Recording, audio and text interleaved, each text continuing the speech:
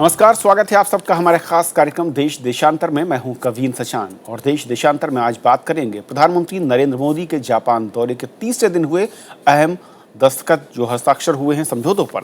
वो समझौते क्या हैं, भारत के लिहाज से हमें कितना फायदा या फिर किस दिशा में हम जापान के साथ अब आगे बढ़ते हुए नजर आ रहे हैं और अभी कहां पर और प्रगति की उम्मीद नजर आ रही है, समझने की कोशिश करेंगे अपने खास मेहमानों से।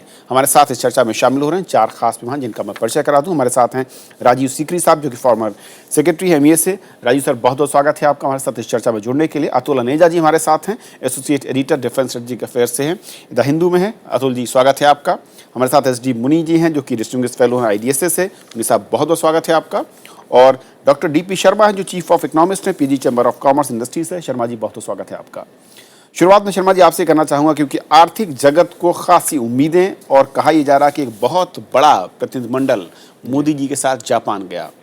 आज जो फैसले लिए गए हैं और जो मैं कहूं कि वहां पर जो उद्योगपतियों के साथ एक बैठक हुई जिसमें मोदी साहब ने भाषण दिया, दो खास बातें कि एक अलग से एक पूरा एक विंग बनाने की बात मोदी साहब ने कही कि जिससे वहाँ से जो निवेशक हैं, जो उद्योगपति हैं, उनको किसी तरह का हैरेसमेंट ना हो और काम जो प्रोसेस फास्ट हो जाए। और दूसरा ये कि भाई आप आइए, सिर्फ साझेदारी नहीं बल्कि भविष्य के लिहाज से हम एक नई इमारत बनाएं। देखिए, जापान भारत के लिए हमेशा एक राइजिंग सन रहा है। शुरू से ही जो जापान का कंट्रीब्यूशन है इंडिया की अर्थव्यवस्था में, इंडिया का इंफ्रास्ट्रक्चर डेवलपमेंट में ओडीए का जो आया है, कोई भी ऐसा दशक नहीं रहा होगा जिसमें जापान का कुछ कंट्रीब्यूशन इंडिया की अर्थव्यवस्था में ना हो। तो आज के जो अनाउंसमेंट्स हैं उनका बहुत ज़्यादा सिग्निफिकेंस है। एक तो जो 2,10,000 करोड़ का ये ओडीए जो और दिया जा रहा है उसका इंफ्रास्ट्रक्चर को लेके, क्योंकि इंफ्रास्ट्रक्चर एक बहुत बड़ा प्रॉब्लम है भारत में और जब तक इंफ्रास्ट्रक्चर डेवलप नहीं हो पाएगा तब तक जो इकॉनमी है वो एक स्ट्रक्चरल जो कंस्ट्रेंट्स हैं, जो सप्लाई साइड कंस्ट्रेंट्स हैं, उनसे बाहर नहीं आ पाएगा और जो इन्फ्लेशन का प्रॉब्लम है वो बार बार आता है। तो जिस तरीके से जापान ने इस समस्या को समझा है और ये ओडीए का घोषणा किया है, वो बिजनेसेस के लिए, इंडस्ट्री के लिए एक बहुत ही बड़ा सिग्निफिकेंट आने वाले टाइम में एक आउटकम लेके आएगा, मैं ये समझता हूँ। और दूसरा, जिस तरीके से जापान को जो अभी अगर हम देखें तो पीएम मोदी साहब ने जो पीछे भाषण दिया 15 अगस्त को, make in India, made in India करके, तो मैं समझता हूं कि उसी के उपलक्ष्य में ही ये जो यात्राएं हैं इनका फ़ायदा मिलेगा। क्योंकि मेक इन इंडिया का सबसे बड़ा हमारा मोटिव है कि लोग आएँ, इंटरनेशनल इन्वेस्टर्स आएँ, खासकर जो डेवलप इकॉनमीज़ हैं, जो रिसोर्सफुल इकॉनमीज़ हैं, उनसे इन्वेस्टर आएँ, भारत में आके निवेश करें और मैन्युफैक्चरिंग करें, जिससे कि यहाँ पे एम्प्लॉयमेंट बढ़ेगा।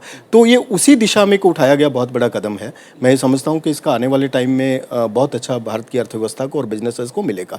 लेकिन एक चैलेंज है जो cost of doing business, ease of doing business, कि थोड़ा स्पीड अप करना पड़ेगा। जो अगर बाहर के निवेशक आते हैं तो उनके जो क्लियरेंसेस हैं वो स्पीडी होने चाहिए। मैं इस पर पॉइंट पर भी आऊँगा कि असल में पिछले अगर मैं कहूँ कि 2 दशक में या फिर 2 कार्यकालों में सरकारों के क्या वो पॉइंट्स थे, क्या वो कदम थे जो शायद नहीं थे, जो अब उम्मीद दिख रही है। लेकिन उससे पहले एस डी मुनि साहब, सबसे पहले मैं अर्थजगत की बात कर रहा था, स्ट्रेटजी पर भी मैं लौटूं।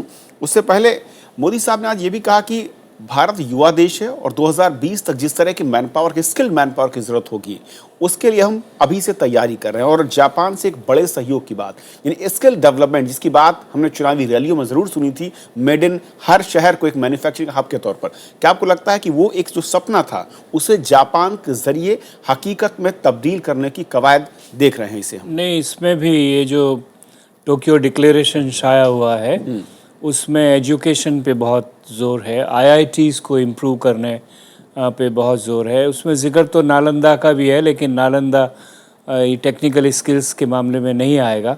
उसके अलावा बहुत सारी स्किल्स डेवलप करने के लिए इनोवेशंस पे एम्फेसिस है और इनोवेशंस साइंस टेक्नोलॉजी से लेकर वाटर मैनेजमेंट, अर्बन डेवलपमेंट, जो मुख्तलिफ डाइवर्सिटी ऑफ सेक्टर्स जो हैं उसमें भी उसका जिक्र है। और ये देखना होगा कि ये स्किल डेवलपमेंट में, क्योंकि ये सही है कि हमारा जो एजुकेशन सिस्टम है वो जापान के एजुकेशन सिस्टम बहुत डिफरेंट है और ज़्यादातर हम लोग रिलाई करते हैं अमेरिकन सिस्टम पे या यूरोप में ब्रिटिश सिस्टम पे। तो कितना आगे बढ़ेगा, लेकिन अगर इन्वेस्टमेंट आएगा वहाँ पर तो वो फैसिलिटेट करेगा कि हम अपने स्किल डेवलपमेंट सेंटर्स को कैसे स्ट्रेंथन कर सकते हैं। अतुल जी, इस फ्रंट पर क्या आपका टेक है? और जो एक मैं कहूँ कि रोजगार के लिहाज से भी और इंडस्ट्री भी चाह रही थी, स्किल मैन पावर की बात सिर्फ इंडिया में बल्कि दुनिया के अलग अलग देशों में तेजी के साथ कम हुई है, इस एक मैं कहूँ कि जो रास्ता था उसे बहुत तेजी के साथ उस पर आगे बढ़ने की कवायद हो रही है प्रधानमंत्री की ओर से। आप देखिए कि प्रॉब्लम जापान की इकोनॉमी की तरफ भी आप देखें कि बहुत स्टैग्नेशन चल रही है जापान के इकोनॉमी में। अब 2008 के बाद तो खासकर ज़्यादा हो गई है। तो जापान को भी इस वक्त एक पार्टनरशिप चाहिए और एशिया में पार्टनर चाहिए। तो इसलिए ये इकोनॉमिक ट्रैक मुझे लगता है तेज़ी से आगे बढ़ेगा, क्योंकि ये सिर्फ भारत की ज़रूरत नहीं है, वो जापान की भी ज़रूरत है। इसलिए विन विन सिचुएशन क्रिएट करना इस वक्त ज़्यादा आसान है। तो ये एक इंडिपेंडेंट ट्रैक ही चलेगा। और जो प्रोमिसेस किए गए हैं, मुझे लगता है कि उसके ऊपर, हालांकि एजुकेशन के फील्ड में जैसे मुनी साहब ने कहा है कि एक लैंग्वेज भी एक इशू है, एक इंग्लिश स्पीकिंग कंट्री नहीं है, लेकिन टेक्निकल एस्पेक्ट्स वगैरह पे हो सकता है इस पर ज़्यादा तेज़ी आए। लेकिन जो दूसरा ट्रैक है पॉलिटिकल और स्ट्रेटेजिक, अगर उस पर हम बाद में डिस्कशन करें तो वो एक अलग कहानी है। जी, मैं उस पर भी आऊँ, उससे पहले एक रिएक्शन चाहूँगा राजीव सीकरी साहब आपसे। आज जो शुरुआती मैं कहूँ हस्ताक्षर हुए हैं समझौतों को लेकर, सबसे बड़ा मैं कहूँ कि ब्रेक थ्रू जो है वो क्या नज़र आ रहा है आपकी नज़र में? मैं समझता हूँ कि सबसे बड़ी बात तो ये है कि आपसी विश्वास और लेवल ऑफ एंगेजमेंट बढ़ गया है। क्योंकि जैसे प्रधानमंत्री जी ने खुद कहा कि अब ये एक स्पेशल ग्लोबल और स्ट्रेटेजिक पार्टनरशिप बन गया है। हमारे ग्लोबल स्ट्रेटेजिक पार्टनरशिप कई मुल्कों के साथ हैं, पर अब जापान के साथ हमने एक इसको खासियत दे दी है और कई ठोस कदम भी उठाए हैं।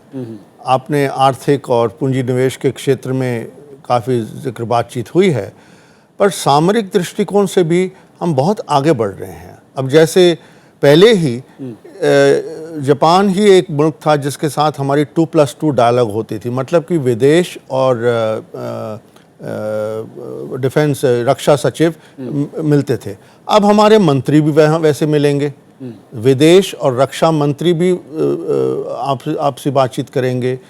हमने अब ये भी तय कर लिया है कि जापान रेगुलरली ये मालाबार इंडो यूएस एक्सरसाइज है उसमें भाग लेगा। हमने ये भी बहुत साफ तरीके से कहा है कि इस इलाके में, इंडो पैसिफिक इलाके में, एशिया में खासकर हिंदुस्तान और जापान को मिलजुल के काम करना पड़ेगा। और मोदी साहब ने अपने वो भाषण में विस्तारवाद और विकासवाद के बारे में तो बात की ही है। तो ये जौन से बायलैटरल मामले तो ठीक हैं, जो इकोनॉमिक हैं उसमें बहुत जोर देना स्वाभाविक है, पर मैं समझता हूँ कि सामरिक दृष्टिकोण, सामरिक जौन से अंडरस्टैंडिंग अभी बढ़ी है, उससे भी बहुत फ़ायदा होगा। वो ये एक समझ लीजिए कि प्रधानमंत्री मोदी ने ये पिछले 5-7 सालों से जो अच्छे रिश्ते बनते आ रहे थे उनको एक क्वालिटेटिवली ऊपर स्तर पर ले गए हैं। और चूंकि आपसी विश्वास और रिश्ते कई सालों से आबे साहब और मोदी जी के हैं और जापान के जौन से बिजनेसमैन हैं उनका एक अनुभव है गुजरात में कि कैसे काम हो सकता है, तो इसलिए शायद उनको ये विश्वास होगा कि अब मोदी जी अब दिल्ली आ गए हैं तो शायद दुनिया देश भर में भी वैसे ही तरक्की हो जाएगी, वैसे ही क्लियरेंसेस होंगे और एक माहौल बेहतर हो जाएगा, जिससे कि वो अपना आपसी रिश्ते सभी क्षेत्रों में बढ़ा सकेंगे। एसपी शर्मा जी, ये बहुत ही कई बार जब चर्चा हो रही इस मुद्दे को लेकर बार बार ये बात आती है कि जो मोदी जी का ट्रैक रिकॉर्ड है गुजरात को लेकर, उनके अनुभव या कंपनियों के साथ डीलिंग, निवेशकों को वहाँ पर बुलाना, न सिर्फ बुलाने के बाद जो वन विंडो सिस्टम में क्लियरेंस, आपको लग रहा है कि वो जो एक अनुभव था, वो जो उनका जो ट्रैक रिकॉर्ड है, वो सबसे ज़्यादा इस वक्त उनके लिए प्लस पॉइंट है जब भी हम जापान की बात कर रहे हैं या फिर जो दूसरे देशों के निवेशकों को आकर्षित करने की बात कर रहे हैं? देखिए, मोदी जी इम्प्लीमेंटेशन पार्ट पे बहुत स्ट्रांग रहे हैं। अगर आप गुजरात के पॉलिसीज़ देखेंगे पीछे के 10 साल में, तो मैं समझता हूँ कि कोई भी ऐसा डिफरेंट पॉलिसी नहीं है जो कि गवर्नमेंट ऑफ इंडिया के पॉलिसी से कोई डिफरेंट पॉलिसी गुजरात में बना, लेकिन उनका इम्प्लीमेंटेशन, जो गवर्नमेंट ऑफ इंडिया के पॉलिसीज़ थे उनको सही तरीके से इम्प्लीमेंट किया गया है। यही गुजरात का एक प्लस पॉइंट है और जो उसको डिफ्रेंशिएट करता है दूसरे स्टेट से। तो मैं समझता हूँ कि अगर उस तरीके से ही पूरे स्टेट्स में, जो भारत के सभी स्टेट्स हैं, उनमें इम्प्लीमेंटेशन स्ट्रांग हो जाता है, जो नेशनल पॉलिसी बनता है वो डिस्ट्रिक्ट लेवल तक, ग्रास रूट लेवल तक जाता है और उसका इम्प्लीमेंटेशन और उसके आउटकम्स आते हैं तो सब चीज़ें जो गुजरात में हुई हैं वो सभी स्टेट्स में हो सकती हैं। और जिस तरीके से अभी हमने पीछे जो 2-3 महीने में देखा है, जिस तरीके से अनाउंसमेंट्स हुए हैं, जो फाइनेंशियल इंक्लूजन की बात काफ़ी देर से चलती आ रही है, और जो एक ही दिन में 1.5 करोड़ से ज़्यादा अकाउंट्स खुलने की बात है, और दूसरा जो ये जो डिजिटल इंडिया का प्रोग्राम शुरू किया जा रहा है, वो एक गवर्नेंस की तरफ जाता दिखाई दे रहा है कि उससे जो गवर्नेंस है इम्प्रूव होगा। पंचायत भी इंटरनेट के माध्यम से अपनी जो तकलीफ़ें हैं, जो उनके डेवलपमेंटल प्रोग्राम्स हैं, उनको आगे ट्रांसपेरेंसी उनमें बढ़ाने में फ़ायदा मिलेगा। तो ये सब स्कीम्स जो हैं, इनका इम्प्लीमेंटेशन आने वाले टाइम में बहुत ही क्रिटिकल रहेगा। और मैं ये समझता हूँ कि जिस तरीके का ट्रैक रिकॉर्ड है, अगर हम गुजरात के मॉडल को स्टडी करें तो उसमें कुछ ऐसा डिफरेंट तो नहीं है जो कि गवर्नमेंट ऑफ इंडिया के जो नेशनल पॉलिसी से बहुत ही डिफरेंट था वो, लेकिन उसका डिफरेंट एक ही पॉइंट है कि वो पॉलिसी लागू बहुत कैसे अच्छे से किया, इम्प्लीमेंट कितनी तेजी की के साथ गई लागू हैं, किया वो गया। किस तरीके से लागू किए गए हैं, जिनके आउटकम्स बहुत अच्छे आए। मुनी साहब, एक और जो सबसे अहम बात मैं आ रहा हूँ उस स्ट्रेटेजिक पॉइंट पर जिसकी तरफ इशारा किया मोदी साहब ने कि भारत और जापान 21वीं सदी उन्होंने कहा एशिया की होगी और भारत और जापान की भूमिका सबसे महत्वपूर्ण होगी। किस तरीके से आप इन वर्ड्स को पढ़ रहे हैं, इनके मैं कहूँ कि शब्दों के पीछे की जो इशारे हैं वो क्या कह रहे हैं? देखिए, जो जहाँ तक मेरा ख्याल है वो इशारा है एशिया को और वर्ल्ड को मल्टीपोलर बनाने का। जो सबसे बड़ी प्रॉब्लम है एशिया में, ख़ास तौर से जापान को भी और हिंदुस्तान को भी, एक तो ये अमेरिका और चीन की जो ज़िद्दोज़हद चल रही है, जिसमें दोनों को अभी भी साफ नहीं है कि वो एक दूसरे से कैसे डील करेंगे।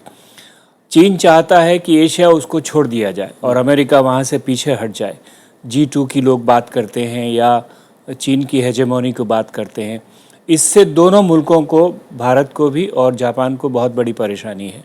और हम ये चाहते हैं कि जापान के साथ मिलकर, ऑस्ट्रेलिया के साथ मिलकर, कोरिया के साथ मिलकर, एक आसियान के साथ मिलकर एक ऐसा एशिया बनाया जाए जहाँ पर वाकई डेमोक्रेसी हो, इंटर रिलेशंस में मल्टीपोलरिटी हो। और वो मल्टीपोलरिटी बनाने के लिए जो दो सबसे सक्षम देश हैं, चीन और अमेरिका को छोड़कर, वो भारत और जापान है। पोटेंशियल के हिसाब से भी नहीं, वास्तविकता के हिसाब से भी, आर्थिक दृष्टिकोण से भी और सामरिक दृष्टिकोण से भी। तो ये संदेश इन शब्दों में नहीं लिखा हुआ है, लेकिन इसका इशारा बहुत साफ और स्पष्ट है।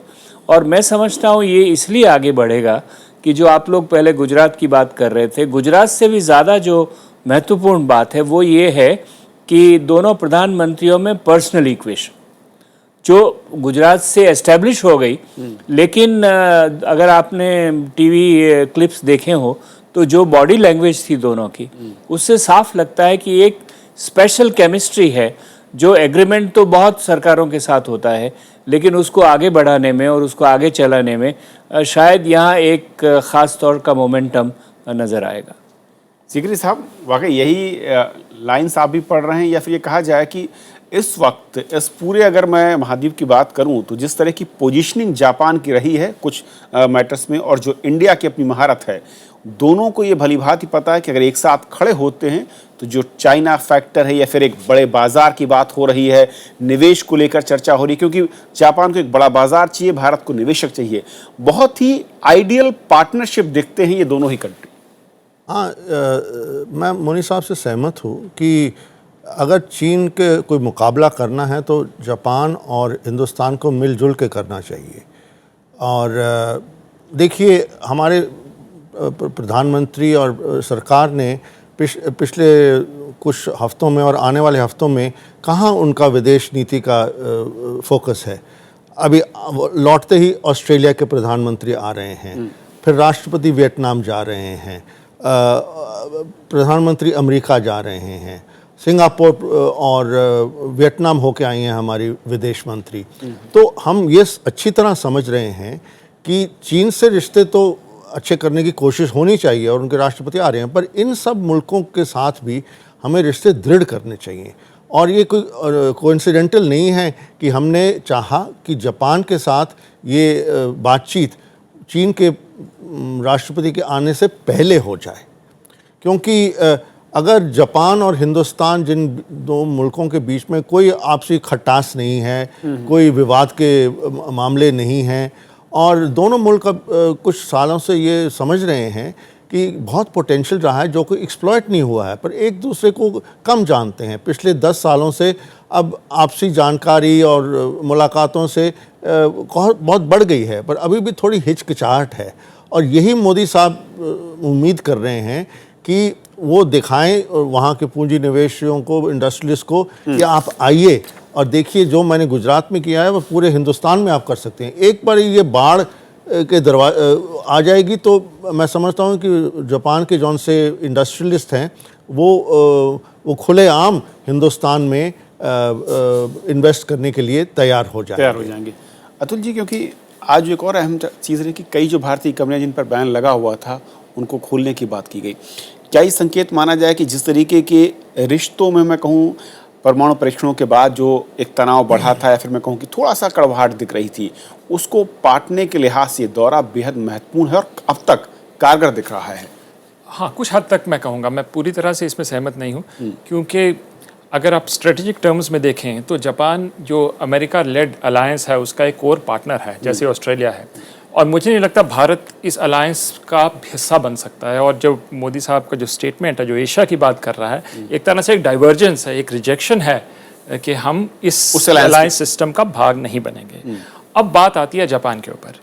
क्या जापान एक इंडिपेंडेंट रूप में इन टर्म्स ऑफ उनकी डिप्लोमेसी और जियोपॉलिटिक्स में इंडिपेंडेंट एक्टर की तरह आएगा?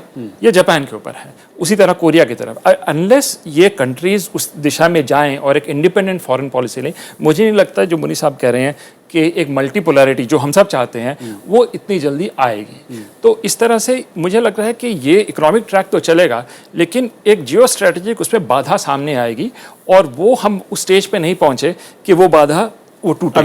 अभी क्रॉस करने का वक्त नहीं है, इसलिए वेट एंड वॉच सिचुएशन है। इकोनॉमिक ट्रैक चलेगा, इसलिए मैं इतना सैंग्विन नहीं हो कि ये रिलेशनशिप और ये विजिट इतना बड़ा हुआ है कि एक स्पेशल रिलेशनशिप बन चुका है। बिकॉज मुझे नहीं लग रहा कि भारत एक चाइना कंटेनमेंट पॉलिसी का कभी हिस्सा बनेगा या बन सकता है।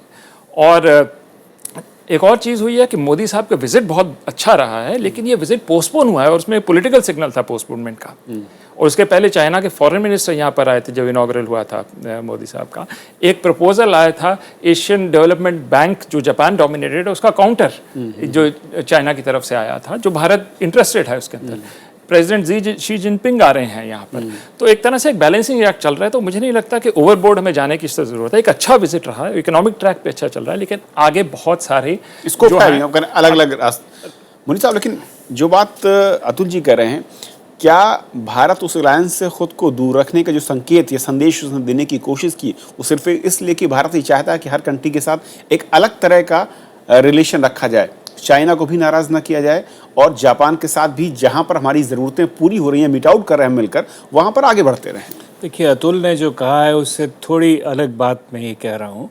इसमें कोई शक नहीं है कि अमेरिका और जापान की अलायंस है, लेकिन इसमें भी कोई शक नहीं है कि जापान का विश्वास अमेरिका में हिल रहा है, और उसी विश्वास के हिलने की वजह से जो अलायंस का स्ट्रक्चर है वो भी बदल रहा है। एक तरफ तो जो जापान पहले खुद डिफेंस के एरिया में नहीं कर सकता था, नहीं करना चाहता था, वो अब करने को राजी हो गया है, और दूसरा जापान दूसरे विकल्प भी ढूंढ रहा है।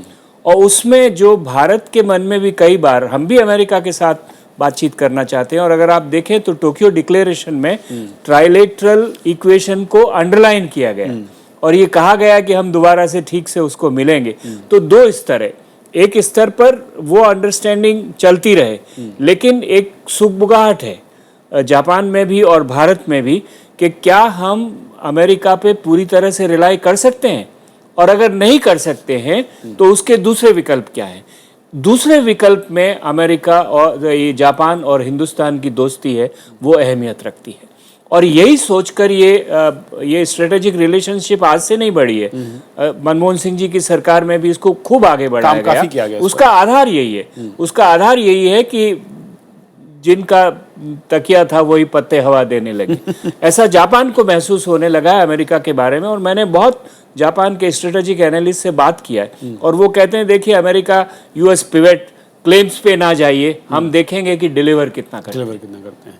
वाकई सीकरी साहब, ये बहुत ही क्रिटिकल पॉइंट है जहां पर भारत बहुत संभल कर चल रहा है और जापान शायद, जैसा कि मुनि साहब कह रहे हैं, कि एक नए अपने विकल्पों की तलाश में जुटा हुआ था और ऐसे में भारत से अच्छा विकल्प शायद ही उसके सामने कोई हो। नहीं, ठीक है, जो मुनि साहब कह रहे हैं वो ठीक है, क्योंकि ये एशिया में ये एक प्रवृत्ति पर ध्यान आकर्षण करना चाहिए कि अमेरिका को छोड़ के बाकी जौन से मुल्क हैं वो आपसी रिश्ते, सामरिक अंडरस्टैंडिंग बढ़ाने में लगे हुए हैं। क्या जापान, ऑस्ट्रेलिया, इंडिया, वियतनाम सब और कोरिया, ये सब आसियान के मुल्क के सब लोगों को इतना विश्वास नहीं रहा है कि अब वो अमेरिका के ऊपर भरोसा कर सकें, और अगर नहीं कर सकें तो फिर आपसी जौन से शक्ति है उसको बढ़ाना होगा। मैं समझता हूँ कि चीन के साथ हमारे रिश्ते तो अहमियत रखते ही हैं और हमें कोशिश करनी चाहिए कि चीन के साथ भी रिश्ते बढ़ें। अब उनके राष्ट्रपति आ रहे हैं, देखें क्या होता है, पर चीन को कोई ऐसा वीटो हमें देने की ज़रूरत नहीं है। आखिरकार चीन भी तो कई रिश्ते बढ़ा रहा है पाकिस्तान के साथ, इतने उनके घनिष्ठ रिश्ते हैं जो हमें हानि पहुंचा रहे हैं।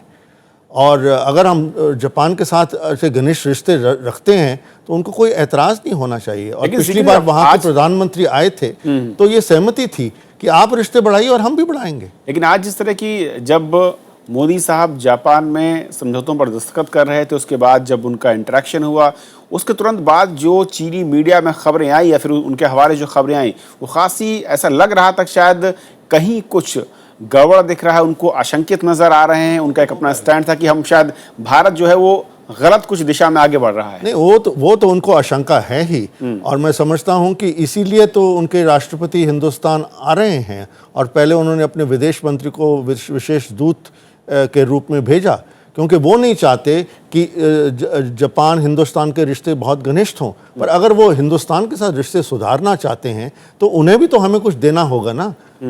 ये थोड़ी है कि वही सब मांगते रहें कि हम ये चाहते हैं वो चाहते हैं। अगर वो हमें कुछ बॉर्डर पर दें, कुछ और कोई आपसी विश्वास बढ़े, तब उनसे भी रिश्ते हम बढ़ा सकते हैं, क्योंकि हमारे हित में भी है कि चीन के साथ अच्छे रिश्ते हों। जापान भी चाहता है कि चीन के साथ अच्छे रिश्ते हों, क्योंकि चीन दोनों मुल्कों का एक बहुत बड़ा पड़ोसी है और उसको इग्नोर नहीं किया जा सकता। पर इसका ये मतलब थोड़ी है कि आप दूसरे मुल्कों के साथ रिश्ता ना बनाएं। बिल्कुल। एसपी शर्मा साहब, दो तीन जो बड़ी बातें हैं जो आम जनता के लिहाज से, जिसे कहते हैं जिसके नतीजे शायद कुछ वर्षों में दिखेंगे, बुलेट ट्रेन को लेकर समझौता हुआ है, बनारस शहर को बदलने की बात हो रही है क्योटो की तर्ज पर, इंफ्रास्ट्रक्चर सेक्टर्स में बात हो रही है, सोलर जो एनर्जी की बात है उसको नए तरीके से पूरे देश में कई मॉडल प्रोजेक्ट के तौर पर किस तरह के से देखते हैं जो कंपनियां हैं हिंदुस्तान में, क्या वो टाई अप करके यहाँ पर कुछ बड़े बदलाव की ओर बढ़ेंगी? और जो मोदी साहब ने कहा भी कि भारतीय कंपनियां इंटरेस्टेड हैं टेक्नोलॉजी और मैन पावर दोनों के लिहाज से समन्वय। देखिए, भारत में जो अभी मैन्युफैक्चरिंग का प्रॉब्लम है, जो R&D का ज़रूरत सबसे ज़्यादा भारत में महसूस किया जाता है कि कंपनी जो है वो R&D की तरफ ज़्यादा फोकस नहीं कर पाती हैं, जिस वजह से उनका जो इनोवेटिव प्रोडक्ट है वो आगे नहीं हो पाता है, जिसका कॉम्पिटिटिवनेस इंटरनेशनल मार्केट में उतना सही से नहीं उतरता है। तो जिस तरीके से अभी जापान ने घोषणा की है कि वो अपने जो FDI है इंडिया में, जो अभी तक अगर हम पीछे के 14 साल का इतिहास में देखें तो करीबन कोई 14-15 बिलियन डॉलर जो है वो हमारे पास आया है जापान से। तो आज बात हुई है कि इसको डबल कर दिया जाएगा। तो अगर ये डबल हो जाता है, वो भी 5 साल में घोषणा की गई है इसको डबल करने की, तो बहुत बड़ा निवेश जापान की तरफ से आने वाला है। तो ये इंडिकेट करता है कि उनका जो इन्वेस्टमेंट रहेगा वो कंपनीज में, मैन्युफैक्चरिंग सेक्टर में और उसको बढ़ावा देने में उसी तरफ रहेगा, क्योंकि इंफ्रास्ट्रक्चर के लिए ODA के तहत उन्होंने अलग से घोषणा किया है जो 2,10,000 करोड़ का है, और जो FDI को डबल करने की बात की है वो सीधी ही यही इंडिकेट कर रही है कि उसका जो इन्वेस्टमेंट इंटरेस्ट है भारत की तरफ बढ़ रहा है। और पीछे के कुछ सालों में, उसको चाहे आप लीमैन क्राइसिस को नाम दीजिए या फिर कोई और ग्लोबल स्लोडाउन कहिए, जापान और इंडिया के जो बाइलेटरल ट्रेड है उसमें काफ़ी डिक्लाइन आया है, जो कि 18-19 बिलियन डॉलर तक पहुंच के वापस जो है अभी 14-15 बिलियन डॉलर पे आ गया है। तो वो एक डिक्लाइन, और चाइना के साथ भारत का ट्रेड बढ़ना और चाइना का एक नंबर 1 पार्टनर बनना ट्रेड में, तो ये काफ़ी सिग्निफिकेंट रखता है इसमें एशियन रीजन में, इसका सिग्निफिकेंस काफ़ी महत्वपूर्ण है।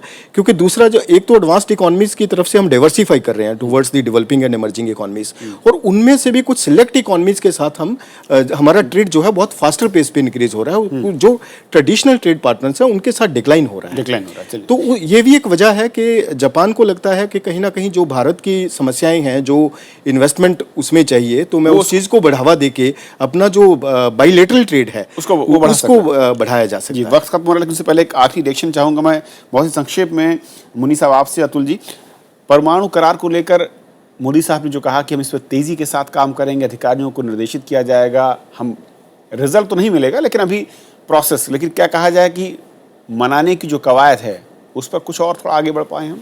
कुछ खटाई की बात है ये, क्योंकि इसमें देखिए जो प्रधानमंत्री मोदी ने जापान जाने से पहले एक वक्तव्य दिया, और उसमें अगर आपने नोट किया हो तो एक सेंटेंस ये भी कहा था कि हम अपनी न्यूक्लियर स्ट्रेटजी को नहीं बदलेंगे, क्योंकि बीजेपी के मैनिफेस्टो में ये था कि हम अपनी न्यूक्लियर डॉक्ट्राइन को रिव्यू करेंगे, रिवाइज करेंगे, और उससे सारी दुनिया में ये डर फैल गया कि कहीं ये जो फर्स्ट अटैक वाली बात पे नहीं आ जाए कहीं, क्योंकि नो फर्स्ट यूज़ हमने तो डिक्लेयर किया हुआ है। वो शायद इसीलिए किया कि जापान के लोगों को विश्वास हो कि हाँ अब भारत के साथ न्यूक्लियर बातचीत हो सकती है, और बहुत उम्मीदें थी यहाँ के सब मीडिया को, यहाँ के ऑफिशियल्स को भी, कि शायद ये एग्रीमेंट क्लिक हो गया। नहीं हुआ है, इसका मतलब कहीं ना कहीं उसमें प्रॉब्लम है। हालांकि ये मानना चाहिए कि जापान को भी अपने भी जैसे उनके एक्सपीरियंस है पीछे, वो काफ़ी खिंच गए हैं न्यूक्लियर टेक्नोलॉजी से। बिल्कुल, और शायद अलग अलग वॉइसेस वहाँ पर भी हैं, उनको मनाने में वहाँ के प्रधानमंत्री को भी थोड़ा सा वक्त लग रहा है। वक्त खत्म हो चला है, लेकिन बहुत बहुत शुक्रिया आप सभी मेहमानों का हमारे साथ इस बहुत ही अहम मसले पर अपनी राय और वहाँ के जो समझौते हुए उनको बारीकी से समझाने के लिए बहुत शुक्रिया आप सबका। और देश देशांतर में फिलहाल इतना ही। आप बने रहिए राजसभा टीवी के साथ।